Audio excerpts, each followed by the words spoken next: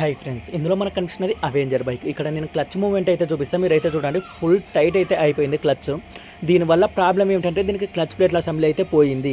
Clutch అనేది కంపల్సరీగా కాస్త ప్లే అనేది ఉండాలి. ఆ ప్లే ఎప్పుడైతే లేకుండా అయిపోతుందో మనం అలాగే డ్రైవ్ చేసామంటే పూర్తిగా క్లచ్ ప్లేట్ల అసెంబ్లీ అయితే పోతుంది. అన్న కర్నూలు నుంచి మన దగ్గరికి అయితే తీసుకొని వచ్చారు. ఇప్పుడు రావడం థర్డ్ టైం నేను క్లచ్ ప్లేట్ల అసెంబ్లీ అయితే ఓపెన్ చేశాను, మీరైతే చూడండి. దీనికి కేవలం క్లచ్ ప్లేట్ల అసెంబ్లీ పోవడానికి గల కారణం క్లచ్ అనేది ఫుల్ టైట్ ఉండడం వల్లనే. ఇక్కడ నేను బయటకైతే తీసా, క్లచ్ హబ్ చూసారంటే దానికి లైన్స్ అయితే పడాయి. అలాగే మీరు క్లచ్ ప్లేట్ల అసెంబ్లీ వేయించుకుంటున్నారంటే పల్సర్ బైక్లకి ఇక్కడ ఆయిల్ పంపింగ్ వీల్ అయితే ఉంటుంది.